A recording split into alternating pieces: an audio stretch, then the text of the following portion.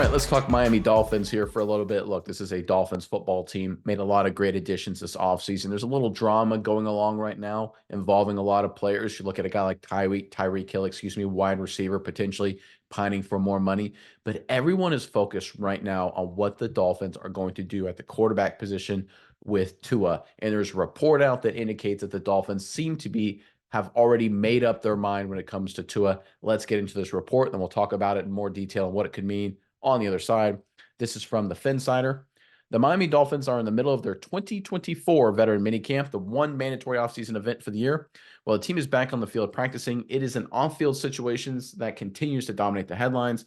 Will the Dolphins and quarterback Tua Tagovailoa reach an agreement on a contract extension?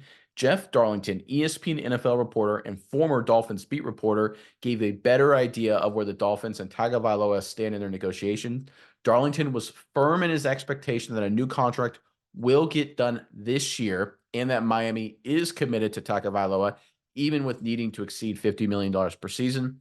I don't know if this needs to be repeated or not, but Tua is their guy moving forward. Darlington stated, this is not a matter of, well, we can just move forward this year, not get this deal done.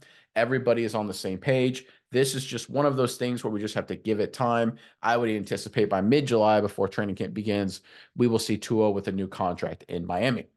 All right, so Darlington, he's one of these guys. He's actually a legit reporter with good sources. He's an honest broker, right? He's not a Stephen A. Smith, like hot take guy that you hear on ESPN sometimes. He's not like a Dan Orlovsky, former player, just giving their opinion, right? He's a 100%, hey, here's what my sources are telling me. Here's what everything's telling me right now based on the conversations I'm having, that the Dolphins will give Tua that big deal, which to me, I trust Darlington. He's a good reporter. He's been at it for a long time. So to me, this is an indicator that the Dolphins have made up their mind. They will sign Tua to a big extension, probably more than $50 million per year. Miles, I'm curious what your thoughts are on this report, whether you believe it, whether you think it's right, whatever your thoughts are. But first, Miami Dolphins fans, this is for you. What would you say if the Dolphins locked up Tua to a big long-term deal, $50 million plus? Would you love it? Would you hate it? Give us your thoughts on the entire Tua contract situation. Put them in the comment section below. But Miles, I want to hear from you now. What are your thoughts on this latest development here involving Miami and Tua? So, Nick, I think the report is true. I think everything Darlington said is probably true. But I think there's some key points in here that are a little bit shady. I guess not shady in like a deception way. Shady as in like there's not a full picture of what is going on.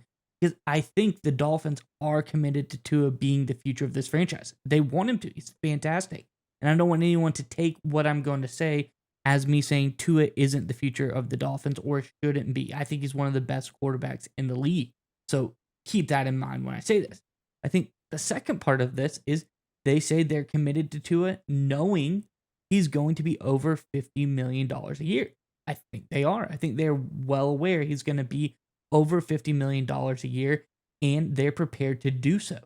I think where the hangup comes in and why we haven't seen the deal is he going to be $51 million like Jalen Hurts? Is he going to be $52 million like Lamar Jackson? Where is he going to be $55 million like Joe Burrow? Or is it going to be $56 million? Is he going to reset the market? What does Tua want to do, and what are the Dolphins willing to pay?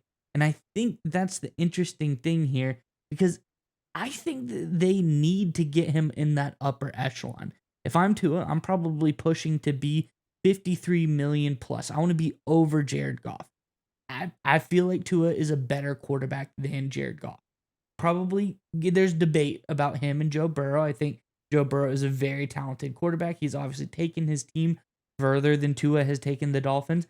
So getting him over 55, that's a hard bargain to sell. But I think Tua is going to be in that upper echelon, and that's where I think potentially the hangup could be with the Dolphins brass. Now, I think Tua is a great quarterback. I think he deserves a lot of money. I just don't think that the sides are seeing as eye to eye. I don't think they're far off. I don't think, like they said, they might need 2 months to figure out the deal before training camp. Maybe something gets done. I know Tua wants to get something done. I know the Dolphins want to get something done, but I just think that there's some numbers in the middle that need to get resolved. Yeah, and it's the fact that Tua isn't worth at least some major contract. You have to understand, based on his performance, he is.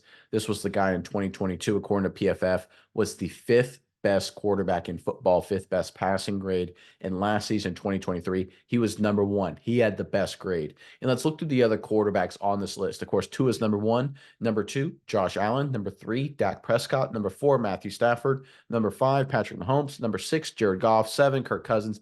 Eight, Jalen Hurts. Nine, Jordan Love. 10, Justin Herbert. Then you go to 11, Lamar Jackson. Everybody else on this list has a massive, big mega deal except for Tua and Jordan Love. And there are reports the Packers are trying to figure out the best deal for Jordan Love as well. Very similar situation there, except the Packers reportedly, just like this Dolphins report, are all in on giving Love to a big mega deal. That's what Tua is worth. That's what the market is telling you. And I know some Dolphins fans are concerned about the injuries and maybe winning a big game and playoff games and all that. I understand. I get it, right? It's been what, 23 years, 24 years since the last Dolphins playoff win. But the reality is, if you look at what you do as a team, if you're trying to restart your franchise, restart your culture, get back to winning, you need to, if you get a good to great quarterback, you need to lock him up. Even if it's not going to be the guy long term, and I think Tua is, but let's say he's not, having a quality guy behind center gives you the opportunity to develop a winning championship competitive culture while you look for that guy. Look at the Kansas City Chiefs. They paid a lot of money years ago for Alex Smith, famously, right? Went to a lot of playoff games with Alex Smith, won some division titles. That allowed them to create a winning culture, allowed them to bring in a lot of talent, created the perfect environment for them to draft Patrick Mahomes, right? Let's look at the Philadelphia Eagles. They drafted Carson Wentz. They made a couple good playoff runs. They were very good, allowed them to rebuild that culture. So that way, when they drafted Jalen Hurts, allowed Jalen Hurts to go into the fold and, of course, lead the Eagles, to a Super Bowl berth a couple years ago, right? The San Francisco 49ers, they paid Jimmy Garoppolo a ton of money. Garoppolo isn't even in the same remote league as Tua. But the reason they did it is they wanted to restart their culture, wanted to get back to winning football games, making playoff runs, which they did with Jimmy G, allowed the team to get better, which created a perfect opportunity for Brock Purdy to come into the fold.